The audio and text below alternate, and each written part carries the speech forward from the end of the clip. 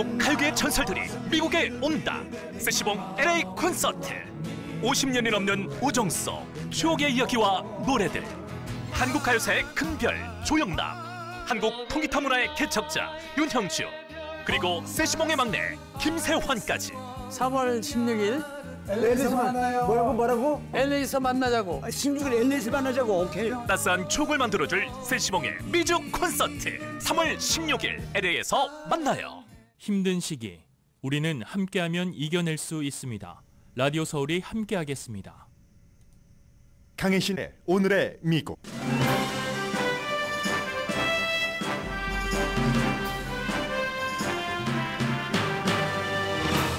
미시간주에서는 지금 대선 후보를 뽑는 예비선거가 치러지고 있습니다. 민주당이 가장 중요하게 지켜볼 결과는 친이스라엘 정책에 반대하는 아랍계와 무슬림의 어느 정도가 바이든이 아니라 미확정으로 투표하느냐입니다. 공화당은 트럼프 전 대통령이 어느 정도의 마진으로 헤일리 후보를 누르느냐입니다.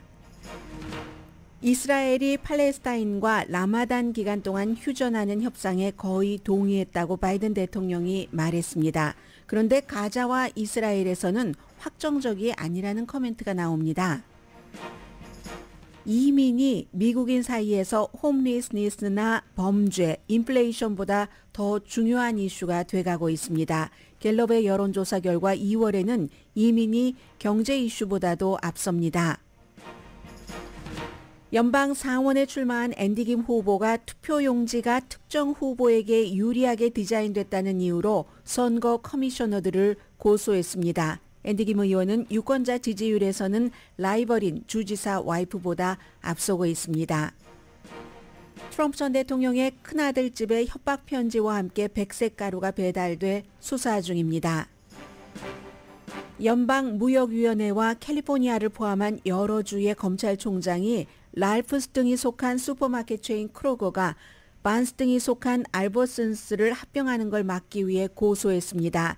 미국 역사상 가장 큰 규모의 슈퍼마켓 체인이 합병되면 가격, 직원의 임금 등 모든 것에 영향을 주게 됩니다. 데이비드 장 등 한인 셰프를 포함해 젊은 셰프 30명을 뉴욕타임스가 인터뷰했습니다. 셰프들은 식당을 운영하는 게 얼마나 어려운지를 말합니다. 요리사들은 요리사가 되려면 요리학교 다닐 필요가 없다는 공통 의견도 말합니다.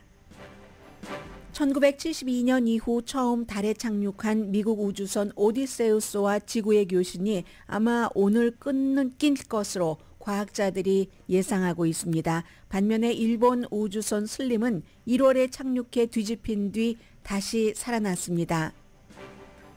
원더풀 투나잇을 부른 에릭 크랩튼이 조지 해리슨 부인에게 보낸 편지가 경매 중인데 인간사를 말해줍니다. 나중에 에릭 크랩튼은 그 여인과 결혼하지만 또 사연은 이어집니다. 여러분 안녕하십니까? 오늘의 미국 강혜신입니다. 지금 백악관이요. 겨울이잖아요. 집무실에 공화당과 민주당 양당 대표들을 초대를 해서 대통령이 이제 금요일에 이게 예산안이 합의가 되지 않으면 문을 닫아야 되기 때문에 주재를 하는 회의를 주재하는 거죠. 그런 모습이 보여지고 있습니다. 결과는 뭐 아직 나오지 않았고요. 그런데 제 눈에는 저 활활 타오르는 옆에는 카멜라 해리스 부통령도 앉아 있고요. 대통령과 부통령 사이에 노란색의 벽난로의 불보다는 바이든 대통령의 손에 쥐어진 흰색 메모 노트가 더 눈에 띄네요. 물론 어느 대통령이나 다 메모 카드를 사용하긴 하지만 바이든 대통령이 메모 카드를 사용할 땐 본인의 약점, 나이가 많기 때문에 뭐 회의조차도 주재할 수가 없어 이런 식으로 이제 얘기를 많이 듣고 있기 때문에 그 내용이 제 눈에는 들어왔고요. 사실은 오늘 날짜가 뭐 그럴 수밖에 없어서 오늘 잡은 것이기도 하지만 바이든 대통령은 미시건주에서 예비선거가 치러지는 동안에 본인이 대통령으로서 여러 가지를 잘하고 있다는 것을 보여주고 싶어 할 겁니다. 어쨌든 오늘 미시건주에서의 예비선거는요. 승자는 정해졌습니다. 바이든과 트럼프. 트럼프는 뭐 니키 헤일리를 사우스캐롤라이나 주에서 이긴 뒤에 얼마나 더 큰 표 차이로 이기는가.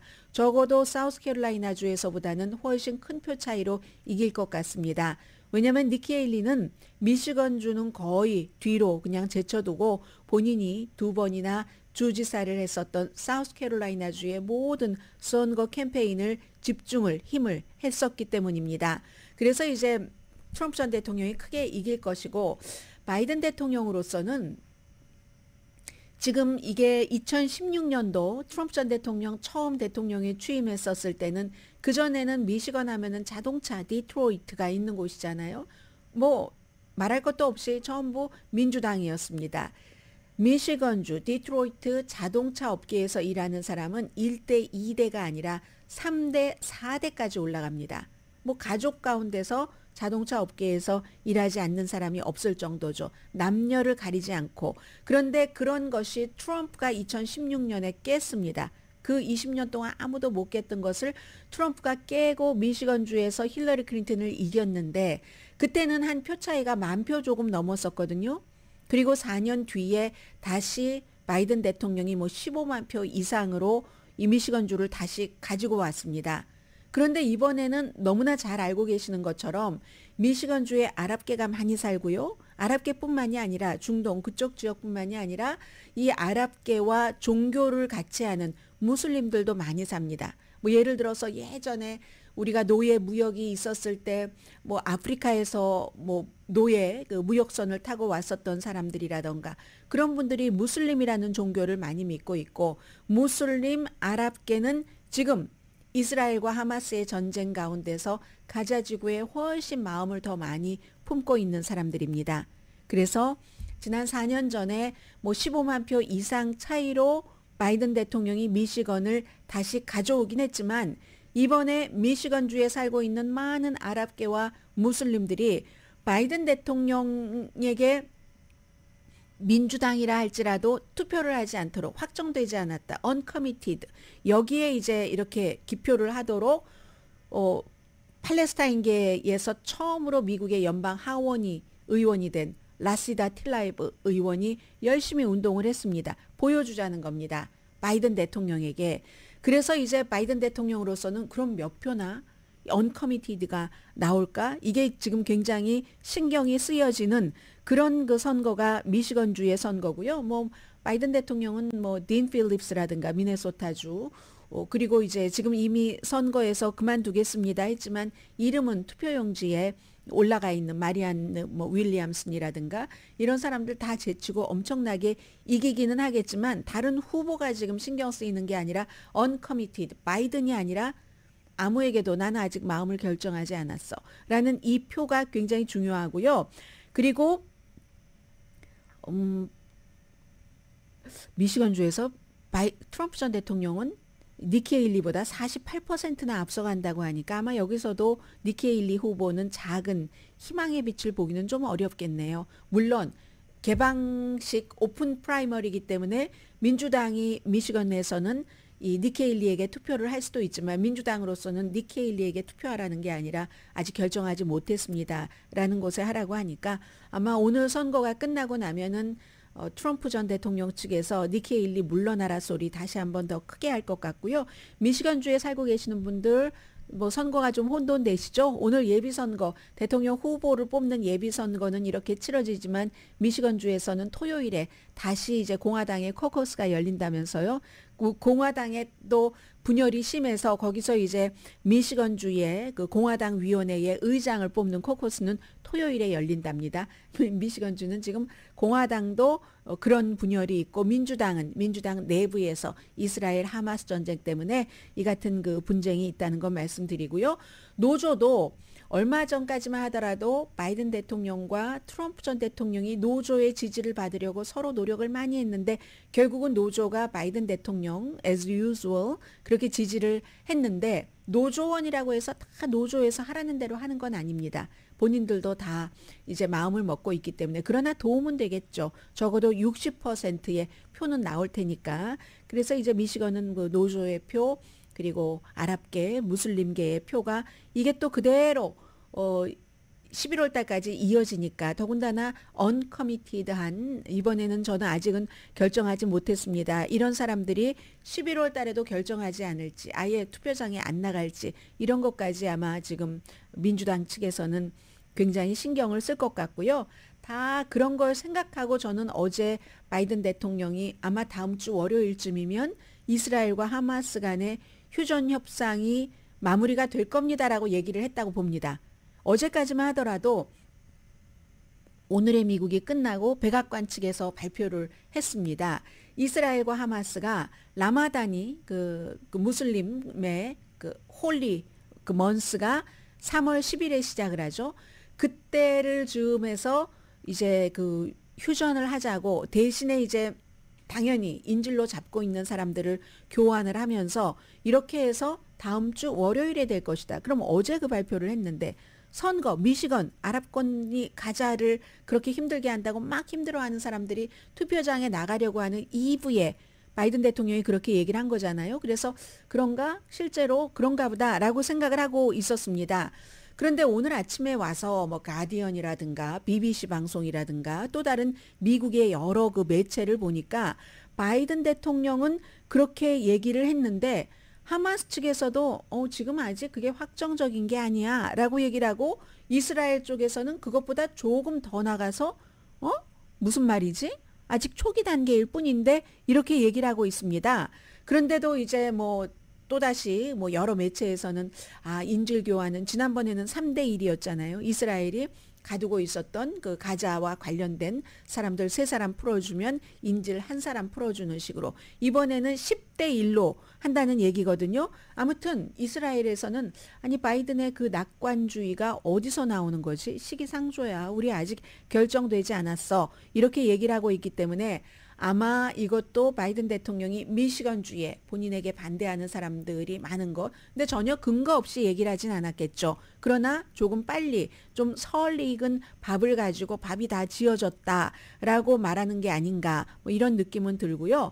그리고 저는 요즘에 뭐 알렉세이 나발니라든가 이 여러 가지 뉴스가 있기 때문에 이스라엘 그 하마스 그 전쟁에 대해서 많이 보도를 해드리지 못했는데요. 제가 보도를 많이 해드리지 못하는 순간 저의 그 뉴스를 보는 사람으로서의 시선에 자꾸만 오는 사진은 아마 여러분들도 오늘부터 봐보세요. 그런 사진이 제일 많을 겁니다.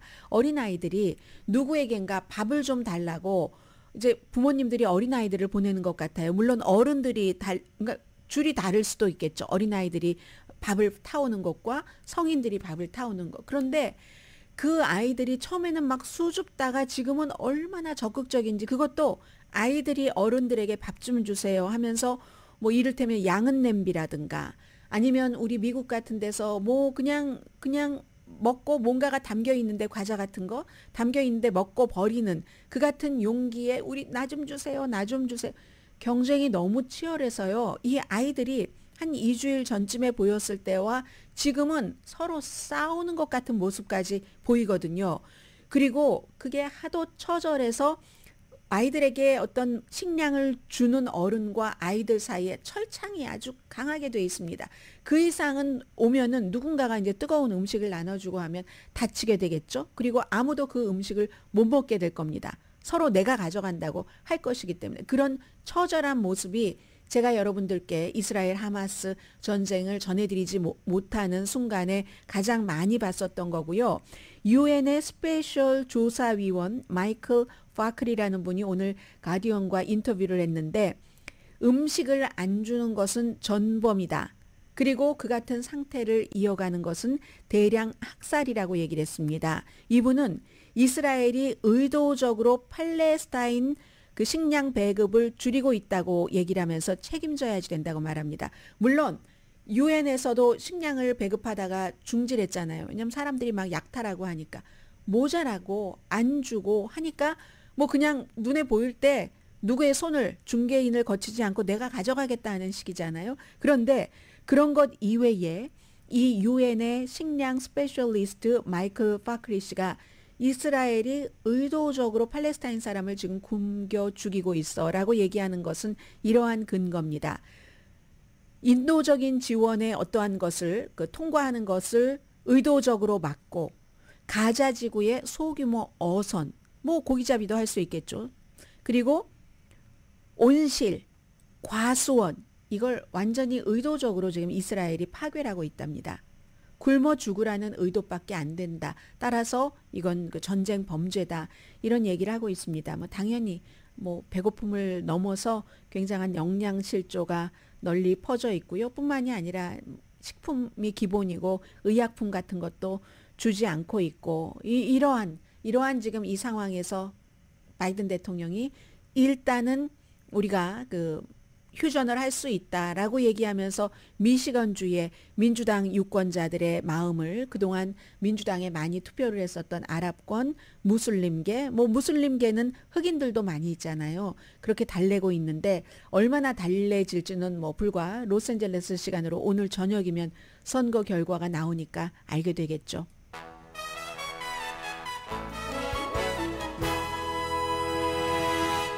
어제는 저녁에 무슨 뭐 시사 토크쇼, 코미디 쇼 이런 데도 출연을 하던데 아까 보니까 그 노트를 가지고 회의를 하는 모습, 그리고 바이든 대통령 인터뷰 잘하지 않잖아요. 실수할까 봐. 그런 내용도 있는데 그건 이제 조금 라이트한 내용이라서 잠시 뒤에 전해드리겠습니다. 오늘의 미국은 전문가가 추천하는 이민법, 가정법 전문 제인정 종합법률사무소, 총 20억 달러 승소, 교통사고와 상해 전문 브라이언 타필라와 CG 변호사 그룹, 코지다운 갤럭시 이불은 잠이 솔솔 오게 하는 기능성 거위털 이불로 독일 회사와 함께 생산합니다. 코지다운 갤럭시 이불 공동 후원입니다. 잠시 뒤에는 요즘 미국 사람들이 생각하고 있는 것, 여러분들은 어떤 생각하시는지 한번 저도 비교를 해보겠습니다. 저에게는 어떤 이슈가 제일 중요한지. 앤디 김 연방 하원 의원, 연방 상원 의원에 도전하고 있는 후보의 뉴스도 있고 트럼프 전 대통령 아들과 트럼프 전 대통령 뉴스 등등 잠시 뒤에 브리핑 해드립니다.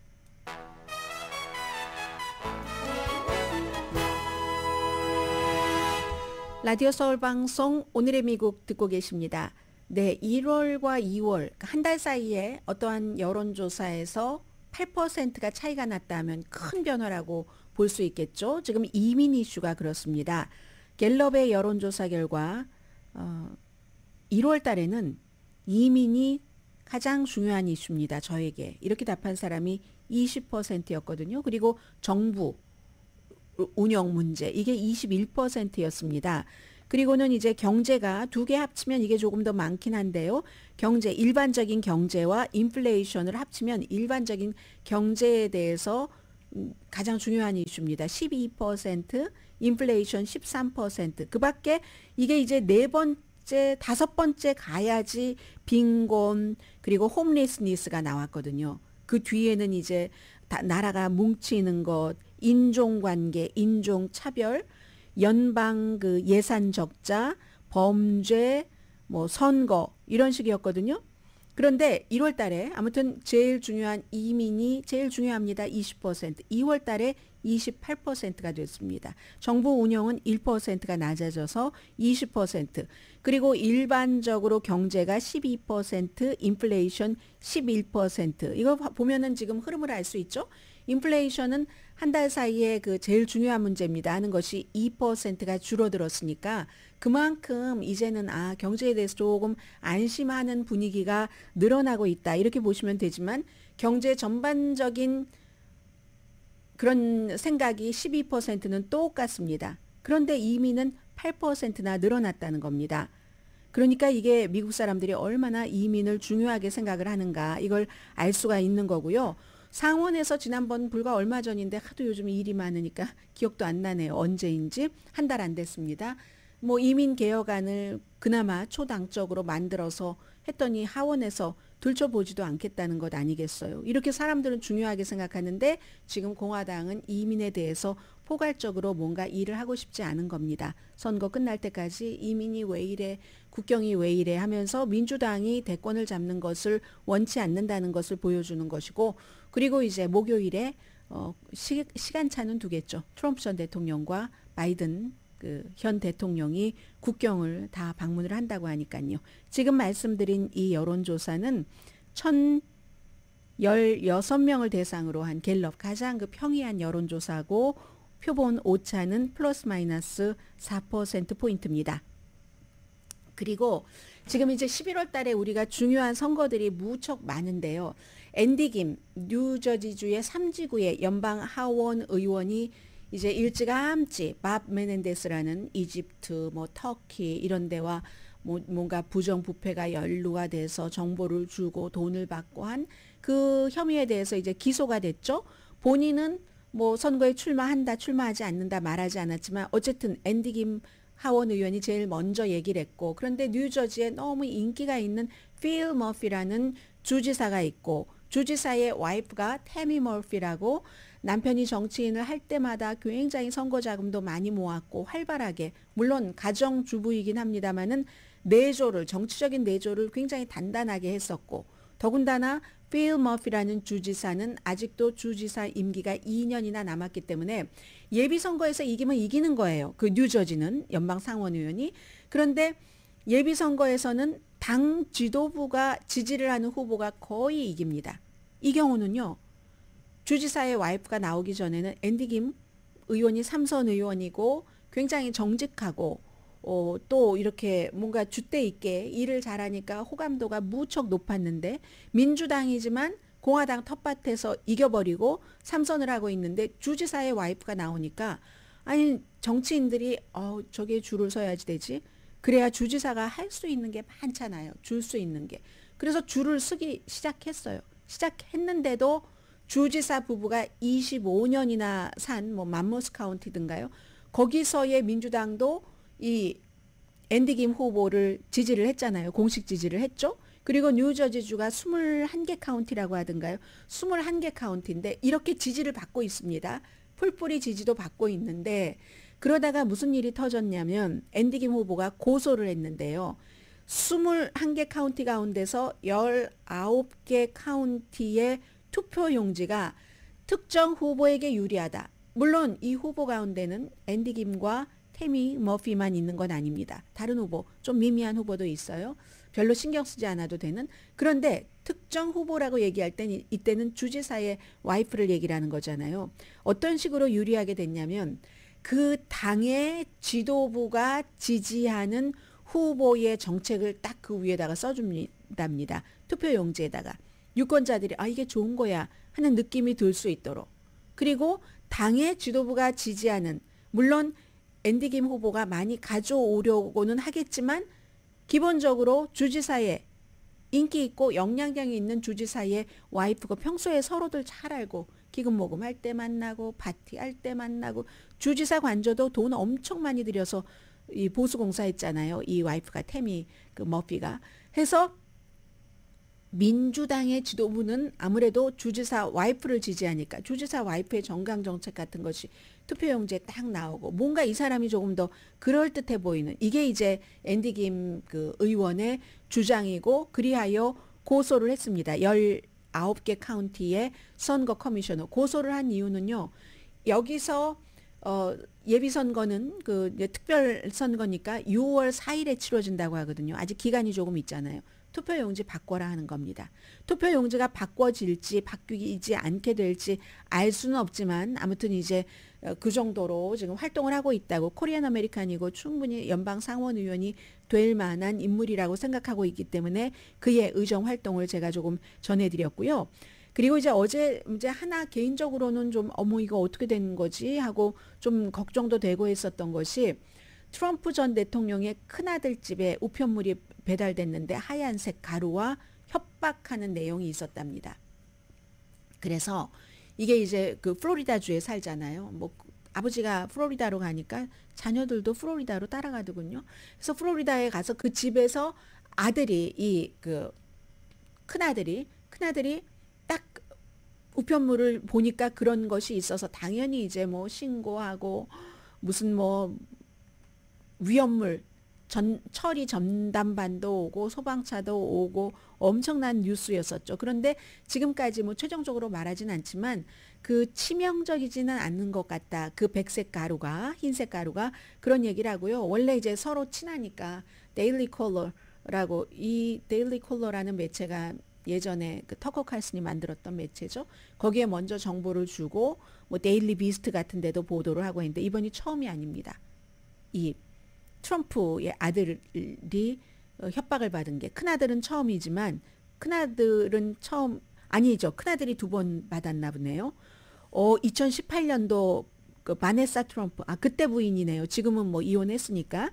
그때 부인이 뭔가를 이렇게 열었는데 역시 백색 가루가 있어서 병원에 예방 차원에서 갔지만 별일은 없었고요. 작은 아들도 2016년도, 그때는 이제 트럼프 전 대통령이 처음 그 대선에 출마할 때였네요. 그때도 역시 이런 백색 가루를 받았는데 위험하지 않다고 하고 용의자는 체포됐습니다. 용의자는 체포됐었고요. 아무튼 트럼프 전 대통령은 하루의 이자가 뉴욕에서 사업을 사기로 했다 해서 벌금 내는 거 뭐 3억 5,500만 달러와 아들 2명 각각 400만 달러 등등 해서 이자까지 다 합치면 거의 5억 달러 되는데, 거기에 대해서 지금 하루에 11만 2천 달러씩 내는가 봅니다. 항소했습니다. 어제 결국은 항소했는데, 항소하면 뭐 그 항소 절차가 해보신 분들 아시겠지만 뭐 1년이 걸릴지 얼마나 걸릴지 알 수가 없고, 그 사이에 이제 맨하탄의 검찰이 판사에게 트럼프 전 대통령에게 다시 한번 그 입막음 개그 오더를 내려달라고 얘기를 했습니다. 증인을 보호하기 위해서, 증인과 그리고 배심원들도 보호하기 위해서 이제 그런, 그리고 이제 트럼프 전 대통령이 이렇게 승승장구합니다. 아마 오늘까지도 이기면 4군데에서 5군데 다 이기는 거잖아요. 아이오와, 뉴햄프셔, 그리고 네바다, 사우스캐롤라이나, 미시건 다 이기는 건데, 다 이겨도 돈이 모자라서 하루에 11만 2천 달러가 벌금이라고 하니까요. 지난번에 제가 한 9만 달러 정도라고 말씀드리지 않았던 거예요. 근데 정확하게 계산해 보니까 11만 2천 달러 정도 되는가 봅니다. 이래서 이제 트럼프 전 대통령은 좋은 점도 있고 나쁜 점도 있고 하는 거고, 그리고 바이든 대통령은 열심히 선거운동을 합니다. 어제요, Late Night with 그 세스 마이어스와 그 저녁에 이제 막 사람들 웃고 떠들고, 젊은이들은 요즘 다 이런 데서 뉴스를 섭취를 하잖아요. 그리고 그런 곳에 작가가 워낙 많아서 그냥 아주 풍자로 웃으면서 넘어가는데, 뉴스를 다 알아야 웃을 수 있거나 아니면 몰라도 다 거기에 뉴스도 전하면서 웃을 수 있게 해주는, 그러니까 인기가 좋은 거죠. 그런 쇼들이. 거기에 출연을 해서 뭐 여러 가지 조크를 했는데, 뭐 트럼프도 나만큼 나이 많아, 뭐 4살밖에 나이 차이 안 나잖아 하면서, 트럼프도 나이가 많아서 말이야 와이프 이름도 기억하지 못하고 말이야. 이건 이제 CPAC에서 우리 와이프 얼마나 근사하냐 뭐 이런 얘기하면서 멜라니아를 멀세이리즈라고 얘기한, 그걸 얘기를 하는 거겠죠. 멀세이리즈라는 전 그 일을 해주던 보좌진이 있었습니다. 지금은 뭐 사이가 틀어진 것 같은데요. 그래서 이제 그걸 얘기하면서, 나는 나이가 많긴 하지만 와이프 이름은 안 잊어먹어. 이거 거짓말인데요. 바이든 대통령도 질 바이든을 다른 사람 이름으로 불렀었던 적이 있잖아요. 아무튼 그런 일, 그리고 무슨 뭐 테일러 스위프트에 관한 농담. 테일러 스위프트가 나를 뭐 지지하는 것은 이건 기밀인데, 왜냐 그거는 그걸 얘기를 하는 거잖아요. 기밀 문서 이런 걸 이제 풍자적으로 얘기를 한 거잖아요.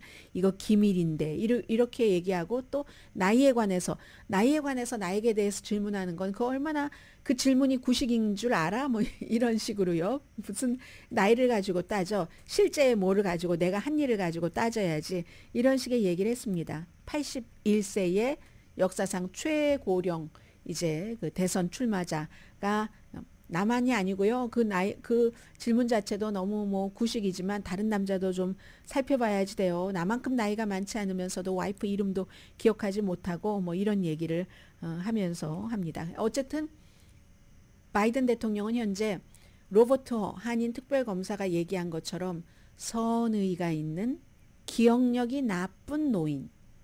그래서 좀 불안해. 대통령을 시키기에는. 사람들이 그렇게 생각한다는 거예요. 그에 비해서 트럼프 전 대통령은 자아도취적이고 독재할 계획을 가지고 있는 거짓말장이. 어느 게 더 위험한가? 사이에서 유권자들은 turn between two lover는 아니네요. turn between two 미워하는 사람. 이렇게 유권자들의 마음은 지금 거기에 있는 거고요. 잠시 뒤에 우리와도 연관이 되는 마켓과 식당 전해드립니다.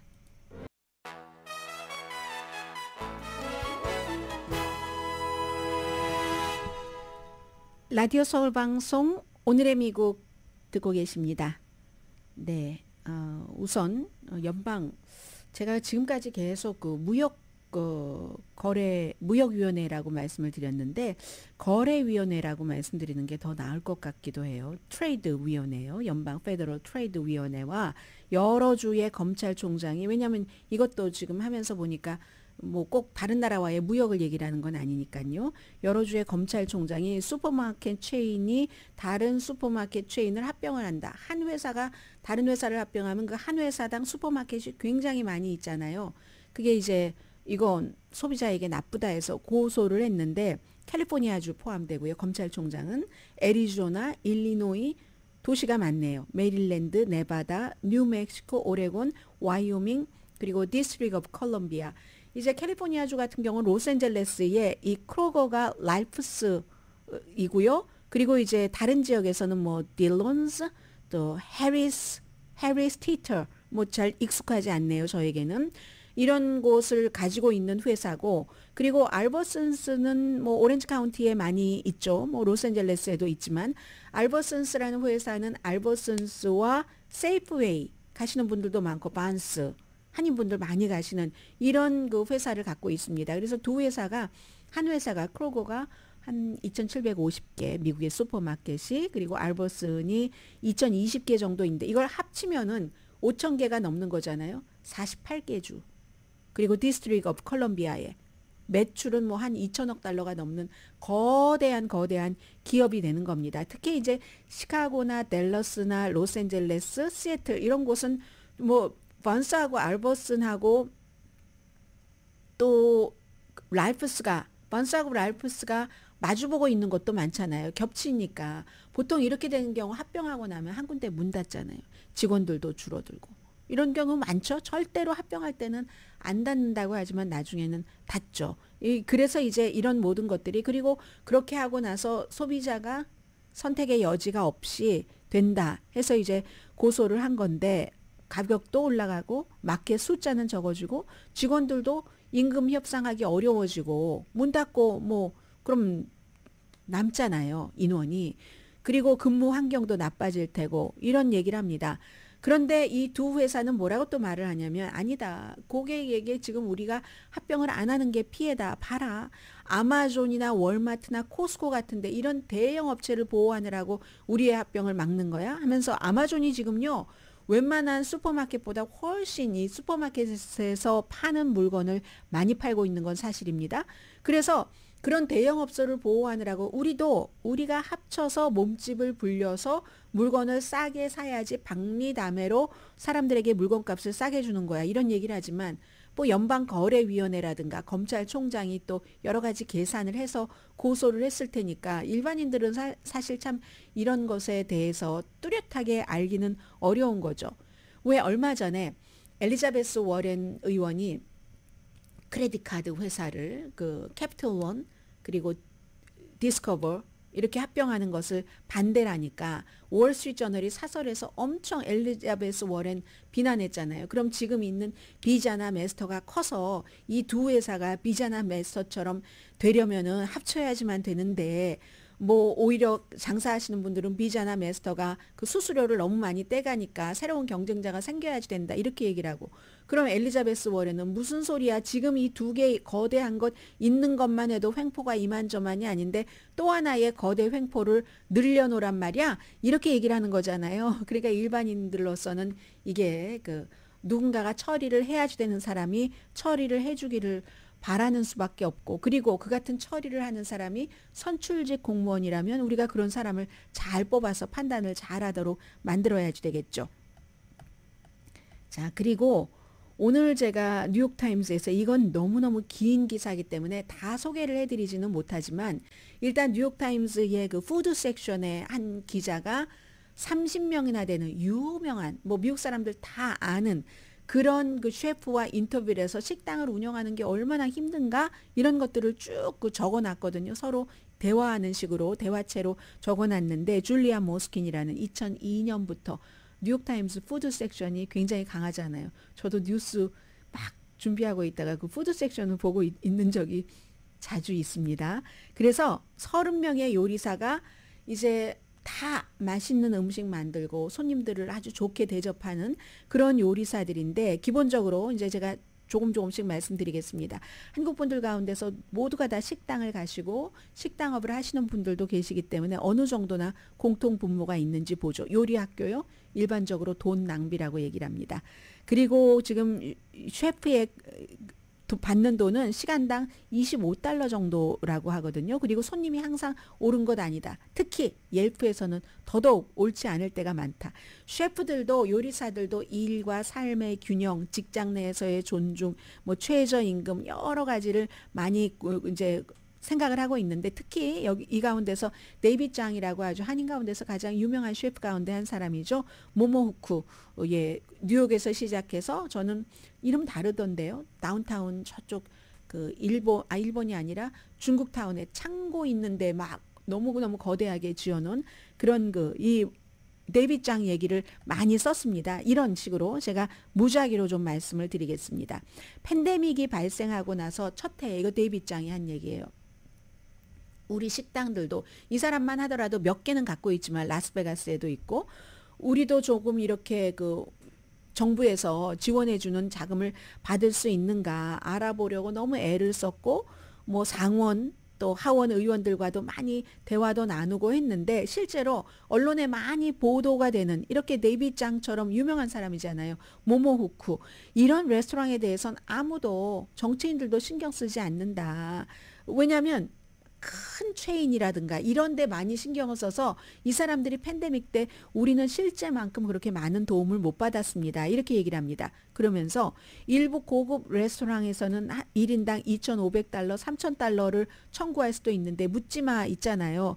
두 사람이 뭐 테일러 스위프트가 많이 가는 얼마 전에 소개해드린 그 식당 얘기하나요? 이 정도까지는 안 받을 것 같은데요. 테일러 스위프트 가는데 만나러 가려고 지불하는 돈이 뭐 1인당 2,500달러, 3,000달러인데 우리는 사실은 많이 알려진 셰프들도 막 크게 막 몇십 개 체인을 하지 않는 한 그 정도는 안 된다라고 얘기를 하면서 업계 전체에 대해서 실제로 앞으로 얼마나 많은 돈을 벌 수 있을까? 5년 뒤에 어떻게 될까? 솔직한 평가를 식당업이 할 시점이라고 얘기를 합니다. 5년 뒤에 업계에서 90%는 어떻게 줄어들지 않을까? 이렇게 가장 위험하게 보는 사람은 그런 생각을 하는 사람도 있고요. 만약에 다른 무슨 직업학교라든가 MBA라든가 뭐라든가 등등 다른 업계에서 이런 일들이 일어나면 그래 이거 어떻게 좀 도와줘야지 되지 않아 하는데 지금 식당 업계는 특히 큰 식당은 도움을 받지만 이렇게 유니크하고 이런 식당들은 그런 도움권에서는 전혀 멀어지고 있다. 너무 어렵다. 이런 얘기를 하고요. 그리고 에릭 황이라는 셰프는 더 이상 내가 원한다고 막 셰프로서 뭐의 꿈을 펼치고 이게 힘들다는 얘기입니다. 브랜드가 있어야지 되고 직원을 유지를 해야지 되고 이 요리를 하는 것은 내가 마지막으로 하는 일이라고 얘기를 합니다. W2 폼도 나눠줘야지 되고 다 재료 산 것 지불해야지 되고 또 휴일 주말 동안 도대체 쓰레기를 어떤 방법으로 보관을 하지? 이런 것도 알아내야지 된다. 셰프가 굉장히 어렵다고 얘기를 해요. 그리고 오클라호마 시티에서 일하고 있는 셰프는 보통 토요일 밤까지는 수익을 내지 못한답니다. 그전에는 그냥 열어두고 토요일에 수익을 받기 위한 전초 작업을 한다는 겁니다. 운 좋으면 토요일날 하루 종일 좀 이렇게 돈을 벌 수 있지만 만약에 오클라호마 시티니까요. 토요일에 끔찍한 눈보라가 있으면 저희는 망하는 날입니다. 이런 얘기도 했고요. 또 어떤 분은 손님들이 가격 불만을 하시잖아요. 메뉴에 고구마를 근사하게 이제 하나를 어떻게 요리를 하는 게 있는데 사람들이 가격이 얼마냐고 엄청 불평을 한다는 겁니다. 그런데 저희 주방에 13명이 있거든요. 어떤 사람은 고구마를 썰고 깎고 뭐 이렇게 뭐 싱크대도 씻고 거기에 대한 비용도 다 들어있는 겁니다. 이런 얘기를 하고 또 하지메 사토 셰프는 디트로이트 지역입니다. 사람들은 아니 이거 미소숲 된장국 하나 만드는데 이게 왜 이렇게 비싸? 이게 왜 5달러나 되는 거야? 하지만 우리는 생선을 자르면서 나온 뼈와 우리가 버릴 수도 있는 모든 조각의 야채를 모아서 육수를 만들고 그거 하나 만드는 데만 5시간이 걸리고 커피값 5달러인 것 같고 말하지 않으면서 왜 5달러 이 습이라고 얘기를 합니까? 에르메스 그 가방에 대해서 왜 얘기하지 않고 이렇게 얘기를 합니까? 이렇게 얘기를 하는 사람들도 있고요. 나이키 신발 얼마를 몇백 달러를 주고 살면서 왜 그렇습니까? 그리고 식당이라는 것은 어떤 때는 생일이라든가 특별히 기념할 만한 이런 장소를 갖고 하는 건데 그렇다 이런 얘기도 하고요. 어떤 사람은 아니 요즘은 또 다 이렇게 뭐죠? 우리가 이렇게 스크린으로 내가 주문하고 하는데 팁은 왜 줘야지 되느냐고 막 불만하는 사람들도 엄청나게 많다 이런 얘기도 하고 또 저스틴 피오체 씨는 어느 요리 학교에 가야지 좋으냐고 사람들이 많이 물어본대요. 그럼 항상 그 사람들에게 가지 마세요. 이렇게 얘기를 한답니다. 뭐 요리 학교들도 다 돈을 벌기 위한 요리 학교이기 때문에 약탈자일 경우가 많습니다. 그러니까 좋은 식당에 가서 묵묵하게 한 1년쯤 일을 하고 그러면 됩니다. 요리사 막 요리 학교에 가서 엄청 돈 주고 배웠다고 해서 바로 변호사나 의사처럼 돈을 많이 버는 게 아닙니다. 이렇게 얘기를 하고 있고요. 아무튼 데이빗 장 씨는 앞으로 10년 동안 이 레스토랑의 미래는 어떻게 될 것인가. 그걸 우리가 지금 분명하게 좀 계산을 해봐야지 된다라고 얘기를 했습니다.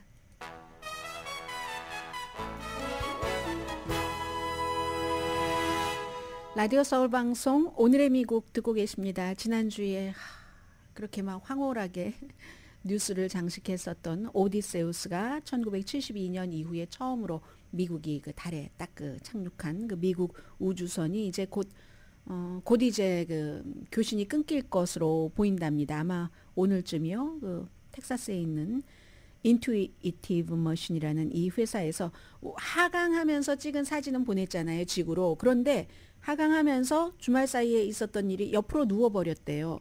옆으로 누워버렸는데 이게 그 분화하고 저 안에는 햇볕이 들어가지 않고 그림자만 있고 하지만 이 우주선에는 오디세우스에는 햇볕도 조금 비쳐야지 되고 그리고 안테나가 있지 않겠어요. 근데 누워버렸으니까 안테나가 이렇게 서서 지구와 교신을 해야지 되는데 그런 것을 못해서 이제 결국은 한 뭐 닷새 정도 견디지 않는가. 더군다나 이 우주선이 오디세우스가 영하 200도 정도 된대요. 그 영하 200도 정도에서 오래 견디도록 제작해 놓은 것이 아니랍니다. 그래서 제작된 게 아니라서 데이터 손실이 얼만큼 있을지는 잘 모르고요. 그런데 또 참 묘한 게 이렇게 이제 미국의 우주선이 이렇게 됐어요. 일본의 우주선이 깨어났습니다. 말 그대로 부활했어요. 일본에서도 이제 그 달 탐사용 그 스마트 착륙선 슬림이라고 이름을 붙였었죠. 1월 달에 달 착륙하는데 성공했었던 거. 이거 뉴스였었죠. 근데 이제 엔진이 2개가 있는데 그 가운데서 하나가 고장이 나서 뒤집혔어요. 그 당시에 이 슬림은 예상하지 못한 방향으로 뒤집혔는데 그러다가 또 뭐 좀 햇볕이 비춰지면은 조금 깨어났다가 그리고는 이제 다시 또 뭐 햇볕이 없으면은 또 없어지고 뭐 아무튼 태양열이 필요하기 때문에 그래서 이제 뭐 태양광 패널 같은 거 충전이 되면은 좀 스물스물 일을 좀 하다가 아니다 했는데 그러다가 지금 이제 일어났답니다. 일본의 그 슬림은요. 아마 배터리가 충전이 돼서 그렇게 되는 거죠. 그렇게 따지고 나면은 그 오디세우스도 언젠가 우리들이 그 예상하지 못할 때 다시 깨어날 수도 있는가 뭐 이런 생각은 들고요.